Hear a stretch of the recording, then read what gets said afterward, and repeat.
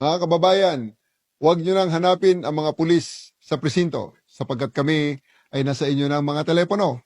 Dial 911, darating kami sa loob ng 5 minuto.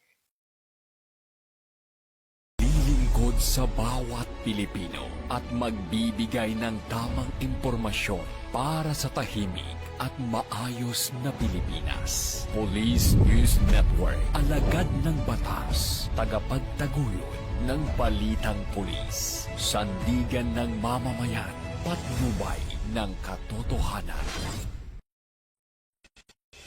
La Campo Crame, maghahatid ng pinakahuling kaganapan at nagbabagang balita. Ito ang PNN Police News Network. At ngayon, ang inyong mga tagapagbalita.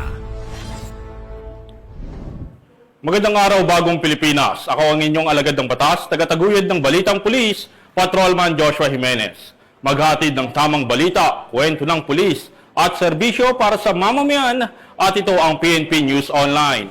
Ang pangunahing balita ng Police News Network, alagad ng batas, tagataguyod ng Balitang Pulis.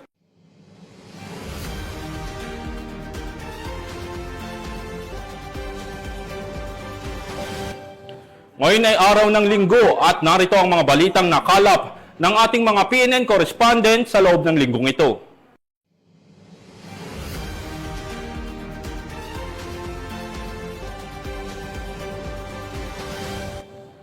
Isang high-value target sa kalakalan ng iligal na droga ang bumagsak sa kamay ng batas matapos ang matagumpay na buy-bust operation ng PNP sa Maguindanao del Norte. Ang detalye ng report mula kay Patrolwoman Angela Bandarlipe. Arestado ang isang high-value target sa ikinasang anti-illegal drug buy-bust operation at nakumpiska ang 510,000 pesos halaga ng hinihinalang shabu sa barangay Kakardato din Sinsuat, Maguindanao del Norte nito lamang ika-6 ng Hulyo taong kasalukuyan. Kinalala ni Police Major Pasigan Abbas, hepe ng Dato din Sinsuat Municipal Police Station, ang naarestong suspect na si alias Boy.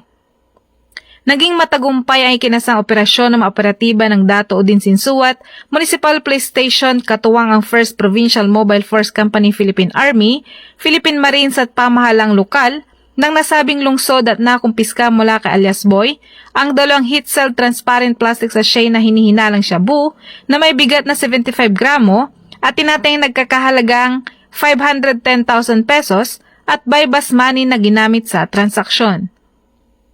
Kasalukuyang nasa kustodiya ng Dato Udin Sinsuat Municipal Police Station ang suspect at naharap sa kasong paglabag sa Republic Act 9165 o ang Comprehensive Dangerous Drugs Act of 2002.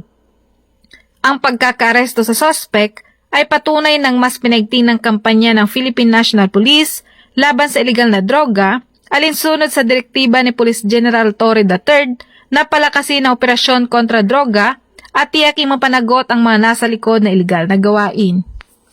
Mula rito sa Rio ng Bangsamoro, ako ang iyong Police News Network Correspondent, Patrolwoman Angela Bandarlipe, alagad ng batas, tagataguyod ng Balitang Pulis.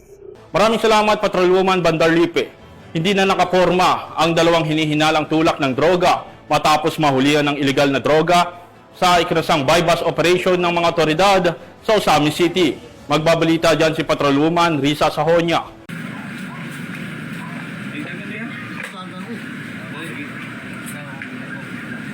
Tiklo ang 2 individual sa ikinasang buy-bust operation ng mga operatiba ng Osamis City PNP sa barangay Dunya Consuela, Osamis City, Misamis Occidental. Kinilala ni Police Lieutenant Colonel Harvey Abellanosa, officer in charge ng Osamis City Police Station ng mga suspect na si alias E-Boy at alias Smart, mga lalaki at mga residente ng nasabing lugar.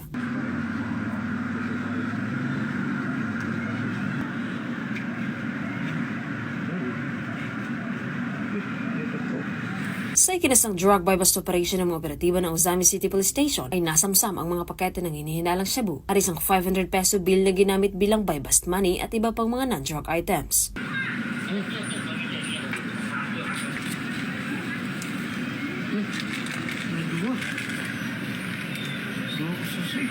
Naharap ang mga suspect sa kasong paglabag sa RA 9165 o Comprehensive Dangerous Drugs Act of 2002. Mula dito sa Northern Mindanao, Ako ang inyong Police News Network Correspondent, Patrolwoman Risa Sahonia, alagad ng batas, tagataguyod ng balitang pulis. Maraming salamat, Patrolwoman Sahonia. Hindi nakaligtas sa kamay ng batas ang top 7 most wanted person sa kasong 7 counts ng statutory rape matapos itong masukol ng pulisya sa barangay Giset Sur, San Manuel, Pangasinan. Nakatutok dyan si Police Staff Sergeant John Del Supremo. Naaresto na ang top 7 most wanted person sa rehiyon matapos ang matagumpay na operasyon ng pinagsanib na persa ng kapulisan sa barangay Gisitsol, San Manuel, Pangasinan noong ika-6 ng Hulyo 2025. Kinilala ang akusado sa alias na Dave, 64 anyos, isang karpintero at residente ng Sitio Laklak, Barangay San Roque, San Manuel, Pangasinan. Ayon sa ulat, bandang alas 12 ng tanghali isinilbi ang warrant of arrest laban sa akusado sa pangunguna ng San Manuel Police Station kasama ang PIU at PIDMU ng Pangasinan PPO, RID Pro 1, 2nd PMFC Maneuver Company at 104th Maneuver Company ng RMFB1. Nahaharap ang akusado sa kasong 7 counts of statutory rape kung saan walang piyansang inirekomenda. Sa kasalukuyan, nasa kustodiya na ng San Manuel Police Station ang akusado para sa dokumentasyon bago dalhin sa korte para sa pagdinig ng kanyang kaso. Sa pagkakaaresto sa isa sa mga most wanted person sa rehiyon, ay nagpapakita na ang kapulisan ay naninindigan na hindi palalampasin ang sinumang lumalabag sa batas, lalo na sa mga sangkot sa karahasan at pang-aabuso. Mula dito sa Ilocos Region, ako ang inyong PNN Correspondent, Police Staff Sergeant John Del Supremo, alagad ng batas, tagataguyod ng balitang pulis. Maraming salamat, Police Staff Sergeant Supremo. Hindi lang sa operasyon, pati sa palakasan, all out ang suporta ng PNP Women and Child Protection Center sa sinagawang DOJ Interagency Council Against Trafficking Sports Festival 2025 na ginanap sa Rizal Sports Complex at Ninoy Aquino Stadium, Manila. Layunin nitong itaguyod ang laban ng pamahalaan kontra human trafficking. Patrolwoman Sana Rose Luna sa report. Aktibong nakiisa ang mga piling tauhan ng Women and Children Protection Center o WCPC bilang kinatawa ng Philippine National Police sa idinaos na kauna-unahang DOJ Interagency Council Against Trafficking o IACAT Sports Festival 2025 na may temang Iisang Nasyon, Iisang Aksyon, Tapusin ang Human Trafficking ngayon. Ito ay ginanap sa Rizal Sports Complex at Ninoy Aquino Stadium, Manila mula July 1 hanggang July 4 nitong taon na nilahukan ng iba't ibang miyembro ng IACAT upang paigtingin ang ugnayan at koordinasyon ng mga ahensya laban sa human trafficking sa pamamagitan ng paligsahan at pagsasama-sama sa larangan ng sports. Sa pamumuno ni Police Brigadier General Portia B. Manalad, hepe ng WCPC, ay ipinamalas ang tapang at galing ng mga kapulisan kasama ang mga manlalaro mula sa ibang unit ng PNP sa pamamagitan ng disiplina at pagkakaisa na naging susi sa pagkamit ng kampyonato nito sa larong basketball. Samantala, hindi rin nagpahuli ang WCPC Mixed Volleyball Team na buong husay na nagpakitang gilas at nasungkit ang first runner-up sa nasabing laro. Sa kabila ng matitinding hamon sa court, sa bawat rally at set ay ipinamalas ng koponan ang matatag na kooperasyon, determinasyon at pagkakaisa. Ang paglahok ng PNP WCPC at ang ibang miyembro ng IACAT sa ganitong mga aktibidad ay hindi lamang nagsisilbing pagpapalakas ng pisikal na katawan ng mga kapulisan, kundi bilang pagpapatibay rin ng samahan, moral at koordinasyon sa mga kapwa nito ahensya. Ang sports festival na ito ay patunay na kahit sa larangan ng palakasan, nananatiling buo ang dedikasyon at serbisyo ng WCPC sa patuloy na paglaban sa mga kaso ng human trafficking. At kung may nais kayong isumbong kay Aling Pulis, maaari kayong tumawag o mag-chat sa aming WCPC helpline. Mula sa PNP Women and Children Protection Center, ako ang inyong PNN Correspondent Patrolwoman Sana Rose Luna, alagad ng batas, tagataguyod ng balitang pulis. Maraming salamat, Patrolwoman Luna. Hindi na nakapagtago pa sa kanyang krimen ang isang lalaki sa kabilang ng talaan ng mga most wanted person matapos itong maaresto ng mga tauhan ng Bulacan PNP dahil sa kasong rape. Ang report mula kay Patrolwoman Mildred Tawagon. Arestado ng San Miguel Municipal Police Station ang isa sa mga itinuturing na top 4 municipal most wanted person sa isinagawang operasyon ng mga tauhan ng San Miguel Municipal Police Station bilang lead unit, katuwang ang Provincial Intelligence Unit at 2nd Provincial Mobile Force Company sa Sitio Sampalucan, Barangay Buliran, San Miguel, Bulacan.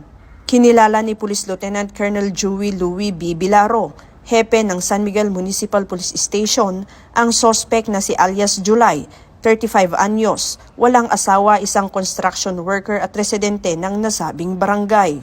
Nadakip ang akusado sa bisa ng warrant of arrest na inilabas ni Honorable Judge Olivio V. Escovia Samar, presiding judge ng Regional Trial Court Branch 79, Malolos City, para sa kasong rape na walang inirekomendang piyansa. Kasalukuyan nang nasa kustudiya ng San Miguel MPS Custodial Facility ang akusado para sa kaukulang dokumentasyon at tamang disposisyon.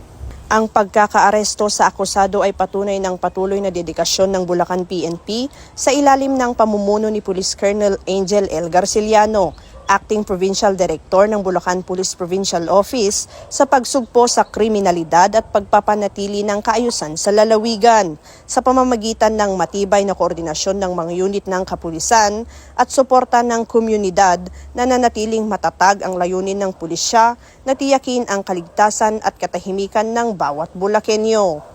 Mula dito sa Bulacan Police Provincial Office, ako ang inyong PNN correspondent, Patrolwoman Mildred A. Tawagon, alagad ng batas, tagataguyod ng Balitang Pulis. Maraming salamat, Patrolwoman Tawagon. Nasabat ang mahigit 300,000 pisong halaga ng shabu mula sa isang drug suspect na matagal nang sangkot sa pagbebenta ng illegal na droga sa Barangay Rizal, Lapas, Iloilo City. Magbabalita dyan si Patrolwoman Lynette Sablon. Nasabat ng mga operatiba ng Iloilo City Drug Enforcement Unit ang tinatayang 376,000 pesos na halaga ng hinihinalang shabu sa isang matagumpay na buy-bust operation sa Barangay Rizal, La Paz, Iloilo City nito lamang ika-6 ng Hulyo taong kasalukuyan. Matagumpay na naaresto ng mga tauhan ng CDEU sa pangunguna ni Police Captain Ryan Christ Inot, Officer in Charge, ang suspect na si alias Angelino, 32 anyos at residente ng nasabing lugar. Nakumpiska mula sa sospek ang humigit kumulang 52 gramo ng hinihinalang shabu na tinatayang nagkakahalaga ng 376,000 pesos. Maliban sa iligal na droga, nakuha rin mula sa arestado ang buy-bust money at cellphone na posibleng ginagamit sa transaksyon. Dagdag pa ni Police Captain Inot na 1 linggong masusing surveillance ang isinagawa sa sospek. Ang matagumpay na operasyon ay resulta ng ulat at pagkikipagtulungan ng mga opisyal ng barangay sa kapulisan. Inilantad sa investigasyon na matagal nang sangkot ang sospek sa pagbebenta ng iligal na droga sa lugar. Kasalukuyang nakadetain ang sospek sa impilan ng pulisya para sa dokumentasyon at nakatakdang sampahan ng kasong paglabag sa Republic Act 9165 o ang Comprehensive Dangerous Drugs Act of 2002. Ang pagkakahuli kay alias Angelino ay isa sa mga anti-drug operations sa lungsod na matagumpay na naisagawa ng mga kapulisan ng Iloilo City. Ayon sa CDEU, patuloy ang kanilang koordinasyon sa iba't ibang barangay upang matiyak ang kaligtasan ng mga mamamayan laban sa banta ng kriminalidad at kalakalan ng ipinagbabawal na droga. Ang matagumpay na operasyon na ito ay simbolo ng mas pinaigting na kampanya ng PNP laban sa iligal na droga sa ilalim ng pamumuno ni Chief PNP Police General Nicolas D. Torre III sa kanyang direksyon. Mas naging aktibo at disiplinado ang hanay ng kapulisan sa pagpapanatili ng kaayusan sa bawat komunidad dahil sa bagong Pilipinas ang gusto ng pulis, ligtas ka. Mula dito sa Police Regional Office 6, ako ang inyong Police News Network Correspondent, Patrolwoman Jolibel Alvior, alagad ng batas, tagataguyod ng Balitang Pulis. Maraming salamat, Patrolwoman Sablon. Himas rehas ang isang tindero na nakatalang top 5 most wanted person matapos mahuli ng Cebu City PNP sa kasong paglabag sa Republic Act 9165 o mas kilalang Comprehensive Dangerous Drugs Act of 2002. Tunghayan ng report ni Patrolwoman Judith Nicanor. Sa kulungan ang bagsak ng isang vendor na top 5 most wanted person sa kasong paglabag sa Republic Act 9165 o Comprehensive Dangerous Drugs Act of 2002 matapos maaresto ng mga kapulisan ng Cebu City sa Sitio Ermita, proper Barangay Ermita, Cebu City nito lamang nakaraan. Kinilala ni Police Major Tom Ed Lacabat Taghoy II, Station Commander ng Police Station 5, Cebu City Police Office, ang vendor na suspect na si Roger, 52 anyos na residente ng nabanggit na lugar.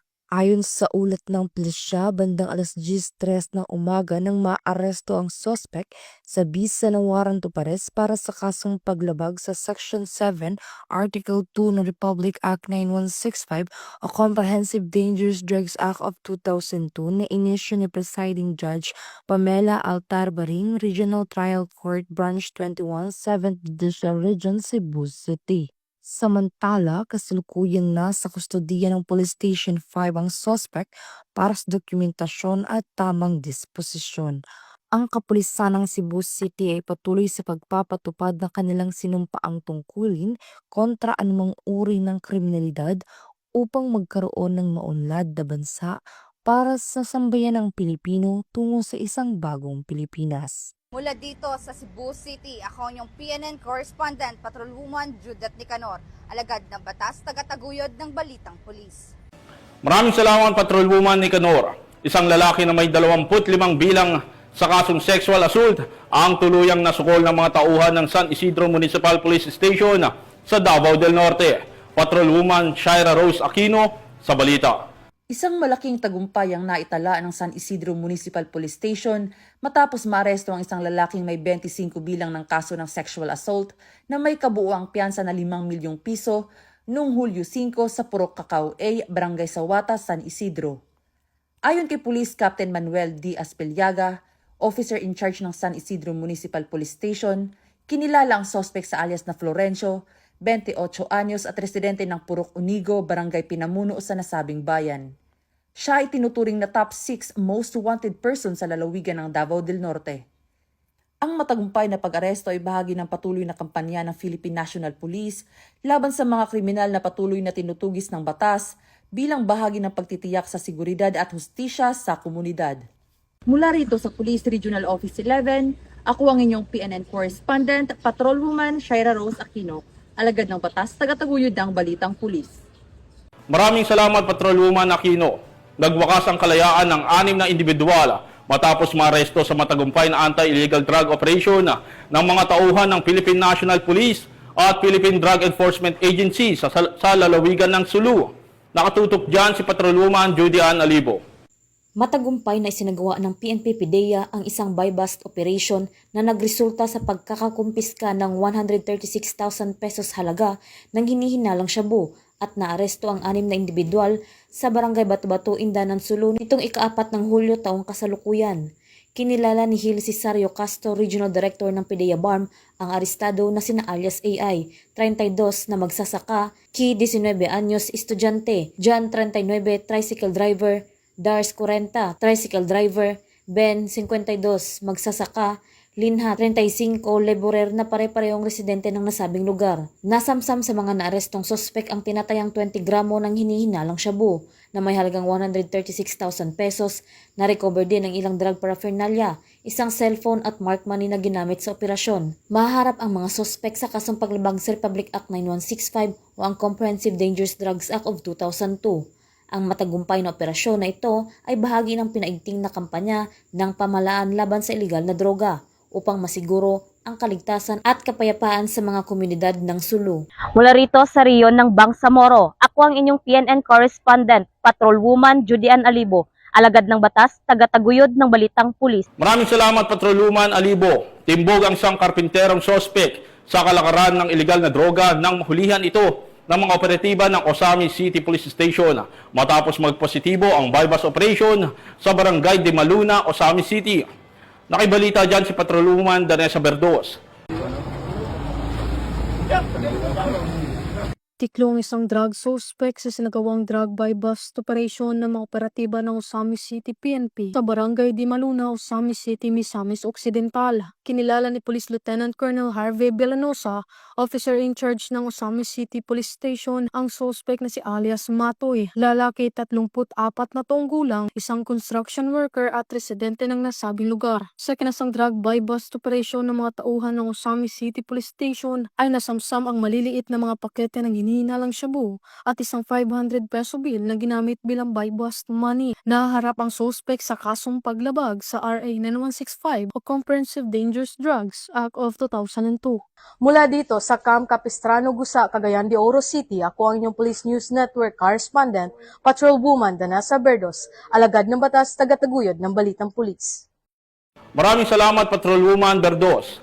At yan ang mga balitang nakalap ng ating PNN correspondents mula Luzon, Visayas at Mindanao sa loob ng linggong ito.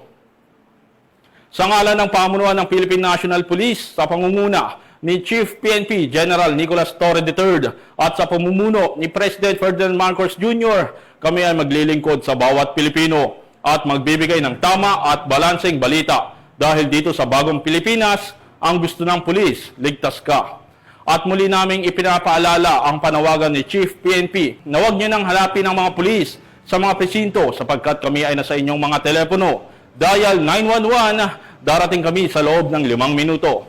Mula rito sa tanggapan ng tagapag-ugnay ng Pambansang Pulisya, ako ang inyong alagad ng batas, tagataguyod ng Balitang Pulis, Patrolman Joshua Jimenez. Maghahatid ng tamang balita, kwento ng pulis at serbisyo para sa mamamayan. At ito ang PNP News Online, ang pangunahing balita ng Police News Network.